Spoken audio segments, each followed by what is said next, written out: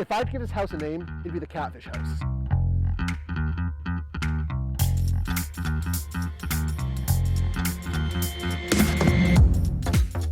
If you look at it from the outside, it looks decent. It looks like that low-cost flip that every flipper is looking for. Where they can get in here, paint some stuff, change some fixtures in there, turn it around, make your $25,000 to $30,000 profit, and call it a day. This looks nice, that wall looks nice, and that's really where it ends. When I got in there, I initially thought this was a good property. I was about to get on the phone, put an offer in as soon as we left this house. Luckily, I brought my fiance in, and she tore this thing to shreds. And it's kind of like that little scab that you have, where you see it, you look at it, you touch it, and it's itchy. Then you start itching more and more and more, and you're just pulling back these layers, and it gets more and more disgusting. And that's what we found here. One issue usually means there's a second issue. When you find that second issue, the sky's the limit. So we went through, we found foundational issues, we found electrical issues. What I thought would probably be a $30,000 flip outside of the big stuff is probably more like a $75,000 or $80,000 flip.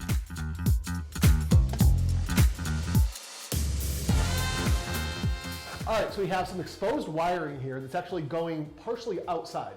So huge red flag, that's not gonna pass code. We have this plywood here. If you look over here, this looks like it used to be some kind of possibly a hot water heater that was moved over there. So we should have like an open brass pipe going here. We have our water here, it's only partially insulated. So that just leads me to believe with how cold this winter has been, is this pipe gonna be broken somewhere up there? I see all the toilets have been taped shut. So is there unseen water damage? Could there be an ice dam up there? The further we go into this house, the more obnoxious it's becoming. What I thought was like a easy to mid-tier flip is very quickly becoming a high value flip. Not high profitability, high expense. All right, take two. So I brought my fiance in here to take a look at it. Obviously not gonna spend any money on this kind of property, I want her approval. So she came in and noticed a couple of funky things that I just didn't see. So if you look at this right here, this wall literally bows up and out. This area here is a diagonal hallway to give this bedroom more space. And the width of this, like my arms touch if I'm to walk through the entire thing. I'm a big guy, but these are definitely some red flags that are gonna be possibly more structural issues than I initially thought. This here is completely bowing on the ceiling. Not sure why. There are spots in this floor here that are kind of dipping down and going back up.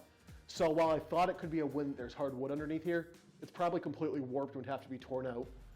And if we look over here, we could see that the trim is actually bowing. So that leads me to think there could have been some water damage on this wall, especially with it being a front-facing window wall. So more and more things are starting to show itself. This house just keeps on giving. So what I thought was a nice external garage over here, we're now seeing that this line here is the electricity for it. So if you want power in your garage, you have to take an extension cord and plug it into your house. So overall, this is just getting worse and worse and worse. If you look over here, this Four Seasons room, they literally just screwed windows into this building. They didn't cut this away. You literally have exposed siding, this stuff right here, inside of the window. So another thing I didn't realize, this right here, completely closed up, which is fine. I would normally just assume that this is a window that was broken, they covered. But let's go back inside for a second because I'm pretty sure that wall does not have a space for a window right there. So that window, exposed from the outside, was just sheetrocked right over. Can't get that one back.